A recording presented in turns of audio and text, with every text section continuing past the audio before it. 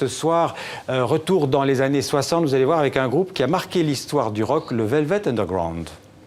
I hope you've enjoyed watching Feel Slowly and See, and welcome to Sunday morning. Sunday morning brings the dawn in. It's just a restless feeling by my side. Early dawning, Sunday morning. It's just the wasted years so close behind. Bonsoir Nicolas. Bonsoir Xavier. Alors on vient d'écouter un extrait de Sunday Morning, donc du Velvet Underground. C'est une expo passionnante qui est consacrée à ce groupe rock légendaire du rock en ce moment à la Philharmonie de Paris. Le Velvet Underground, qui est un groupe fondé en 1965, on le rappelle, par Lou Reed et John Cale, et produit notamment par Andy Warhol. 50 ans après, donc, l'exposition retrace l'histoire de ce groupe mythique américain, expo qui a nécessité 2 ans de préparation, notamment pour réunir des archives photos et vidéos de l'époque, des affiches, des pochettes d'albums, des costumes du Velvet. On y découvre également de nombreuses anecdotes sur le groupe. Un exemple, Xavier, savez-vous comment a été choisi le nom The Velvet Underground ? Non, mais j'ai ma petite idée. Vous avez votre petite idée ? Eh bien, regardez, c'est John Cale lui-même qui va vous dire si vous avez raison, Xavier. Écoutez. Conrad dropped in to see us and we were playing. He had a battered paperback about sex with him, which he had found in the gutter. It was called The Velvet Underground.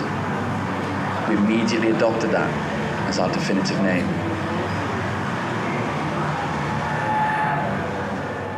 Voilà donc pour la réponse de John Cale, hein, étonnant. Xavier, on a plein de petites anecdotes comme ça lors de cette expo. Et puis cette expo, c'est aussi une plongée dans toute la richesse artistique des années 60. On le disait, Andy Warhol a pris à un moment donné le groupe sous son aile. Il a donc marqué de sa patte l'univers du Velvet. Les années 60, c'est aussi la période où la scène artistique new-yorkaise est à son apogée et elle a influencé le Velvet. Et pour bien comprendre cela, eh bien, lors de cette expo, il fallait montrer d'où venait le Velvet et quelles étaient ses racines. Écoutez.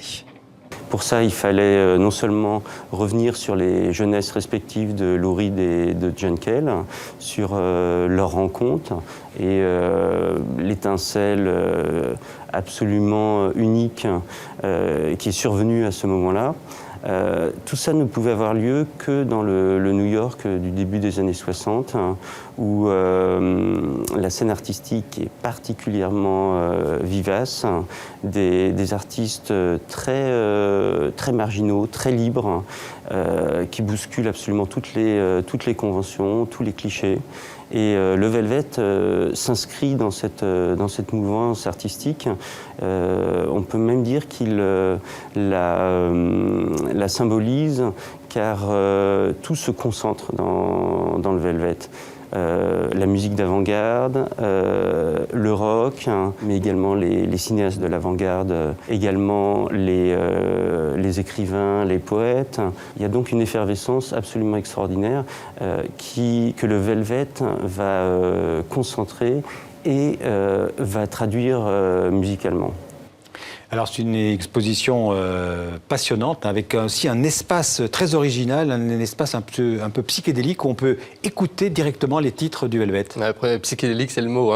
Prenez un casque, allongez-vous sur les banquettes et plongez directement dans l'atmosphère du Velvet. On peut redécouvrir toute la discographie du groupe, mais aussi écouter 200 reprises de David Bowie à Patti Smith, ou encore en passant par Vanessa Paradis. C'est le cœur de l'expo, cet endroit un peu psychédélique. L'expo, elle a lieu jusqu'au 21 août à la Philharmonie de Paris. Et puis ce dimanche, John Cale, le cofondateur du groupe, donnera un concert exceptionnel à la Philharmonie avec plusieurs célébrités sur scène, Pete Doherty, Étienne Dao ou encore Lou Doyon. Ils doivent rejouer ensemble le premier album du groupe. Alors on va partir toujours en France, mais à Roubaix, cette fois dans le nord du pays, pour une expo consacrée à un peintre méconnu, un peintre tunisien, Albert Breitou Salah, des portraits élégants qui nous plongent dans le Paris des années folles. C'est un artiste un petit peu oublié aujourd'hui, Breitou Salah, mais c'était un peintre vraiment en vogue, Xavier, durant l'entre-deux-guerres. Sa spécialité, les portraits mondains, un artiste que les cantatrices, les actrices, les danseuses ou encore les femmes de l'aristocratie s'arrachaient à l'époque. Alors aujourd'hui, on parle beaucoup des photos retouchées dans les magazines de mode. Mais à l'époque déjà, eh bien, les femmes demandaient à ce que l'on retouche leur portrait. C'est ce que nous explique Alice Massé, la conservatrice du musée. C'est quelque chose qui choquait certains critiques qui pensaient que cette pratique de la retouche soulignait la vanité, la superficialité du portrait et que c'était une atteinte à la vérité du portrait, mais c'était vraiment quelque chose qui répondait aux attentes de la clientèle. Et on a la trace dans la correspondance de l'artiste de telles demandes, avec par exemple un petit mot de l'époux de la femme portraiturée qui demande que le peintre enlève telle ride sur le visage de sa femme. Et de toute façon, c'est une pratique qui est avérée et vérifié quand on compare par exemple le tableau à l'heure actuelle avec sa reproduction dans la presse illustrée de l'époque. Une expo qui a lieu jusqu'au 5 juin au musée de la piscine à Roubaix donc. Et puis une image à Berlin dans une boîte de nuit originale, regardez. Allez, c'est vraiment mon coup de cœur pour terminer. Le Télédisco, sans doute le plus petit club de la capitale allemande. Pas plus grand qu'une cabine téléphonique. On peut y entrer à 5 pour 2 €. Vous pourrez danser quelques minutes au son de la musique techno, pop ou disco. Voilà pour finir en musique cette rubrique culture, Xavier. Merci beaucoup Nicolas, et à demain.